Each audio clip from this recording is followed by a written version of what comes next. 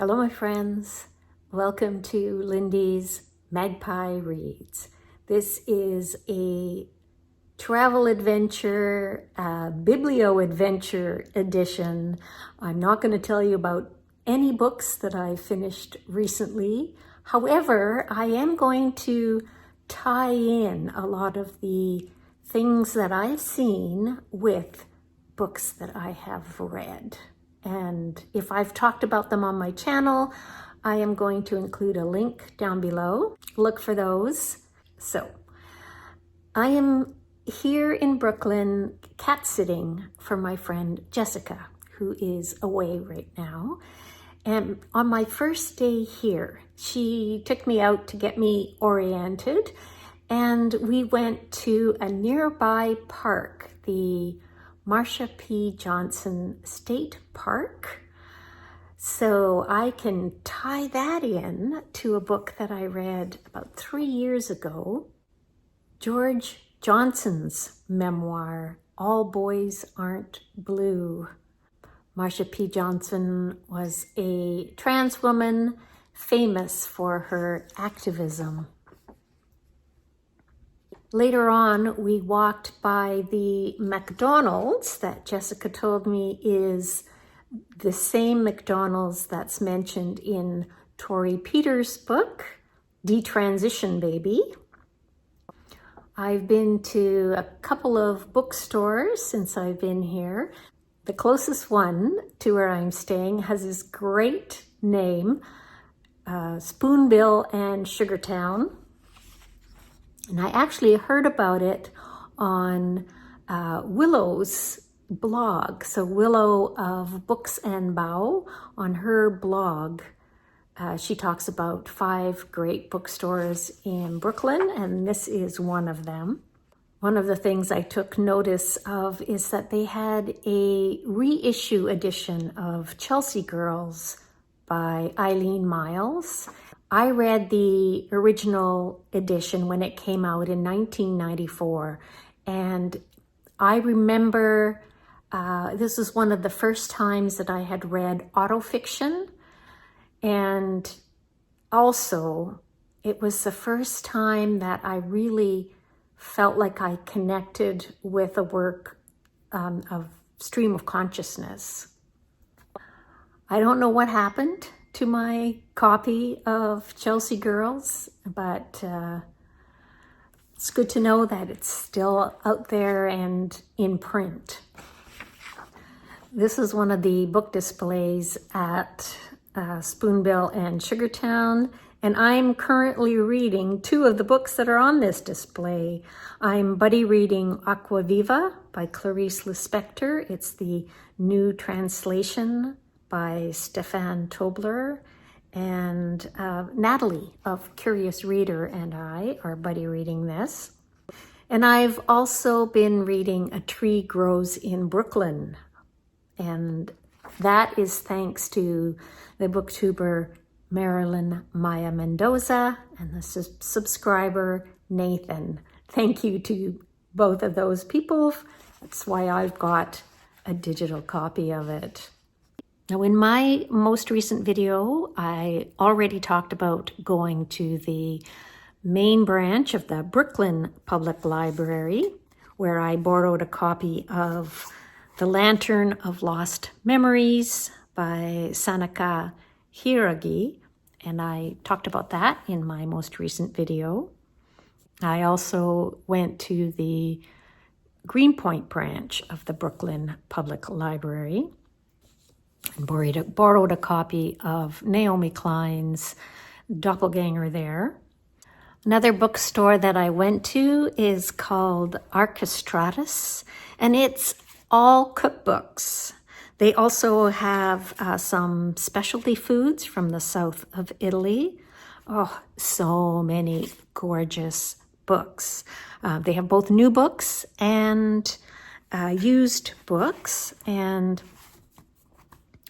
I saw copies of the manga What Did You Eat Yesterday?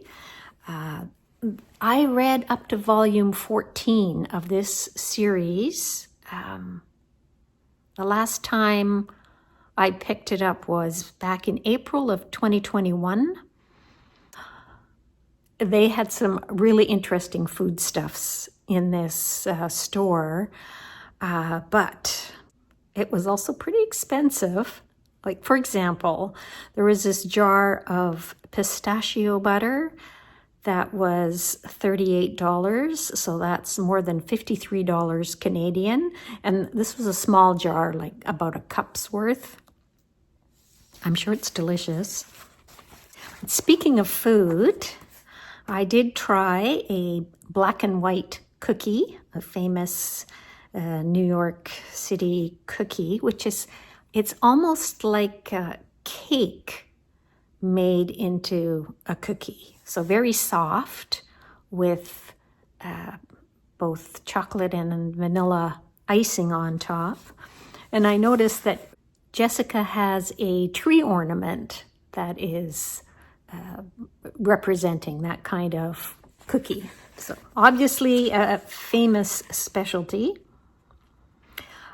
I've been to 4 Christmas markets here in New York so far. Yeah, at one of the places they had whoopie pies, which I hadn't heard of before, but they seem like they're similar to this kind of black and white cookie, except that there's 2 of them with some kind of filling inside. They actually didn't look that appealing to me, but if you like them, let me know. Where I saw the whoopie pies, that was in Bryant Park, which is right behind the main branch of the New York Public Library. And inside that library were some fabulous exhibits. So there's the Polonsky Treasures exhibit and also the Line and Thread exhibit. So I saw Faith Ringgold's maquette for one of her story quilts and also one of her artist's books. So that the artist book had etchings with pochoir on linen. So pochoir is a kind of stencil. And that book was from 1995. And the book tie-in for this, I talked about a picture book biography by Sharna Jackson back in June of this year. So I will link that video down below. But speaking of needlework, they had some books that were instructions on needlework and knitting, one from 1847 and one from 1838 on display.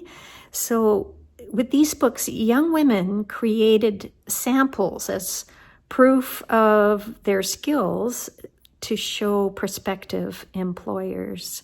So yeah, that was pretty cool. So teeny tiny socks, that sort of thing. Oh, and way back when I started this channel, so back in January of 2022, I did a standalone review of a book called The Girl Who Drew Butterflies by Joyce Sidman. And that is a biography and history of the German entomologist Maria Sibylla Merian.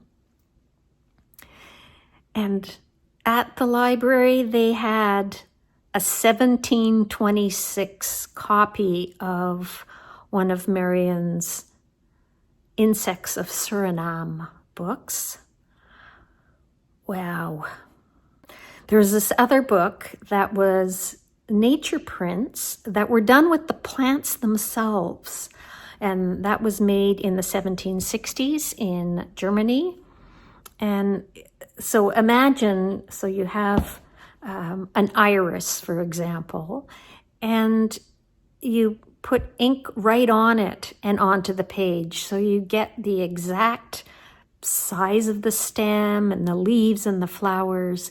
And then after that, it gets colored. So using the plant itself to get an exact impression, that was pretty special. And speaking of weird things to pull prints from, up in the Line and Thread exhibit, There was a recent piece of art by Tara Donovan that was made in 2023, and she had used an aluminum window screen and cut some of the wires and pinched some other ones together and, made a design out of it and then pulled a print from it. Amazing. There was a teeny tiny, miniature leaf-shaped Quran. There was a cyanotype collection of photographs of British algae that was done in 1853 by Anna Atkins. And I had heard about these volumes done by Anna Atkins in a book that I talked about back in August of this year, Seaweed, an Enchanting Miscellany. So I will link that in the show notes. This year is 100 years since the birth of James Baldwin. So there was quite a big display on him, including, they had these old covers of the book Giovanni's Room. And I actually took note that at Spoonbill and Sugartown at the bookstore, they had quite a cool cover of Giovanni's Room as well. They had objects as well as books in this Polanski exhibit. So one of the weirdest things is Charles Darwin's paper cutting knife. So the way that books were sewn together, the edges were not cut, and you needed a paper knife the first time that you read them to cut the pages open. So they have one of Charles Darwin's paper knives, and on the handle is the mummified paw of his favorite cat. Yeah.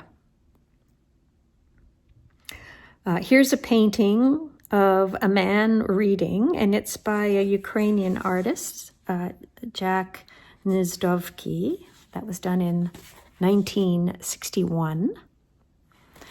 There was a first folio of Shakespeare's plays from 1623, and I read all about these first folio editions in The Bard and the Book by Anne Boson, and I talked about it on my channel in August of this year.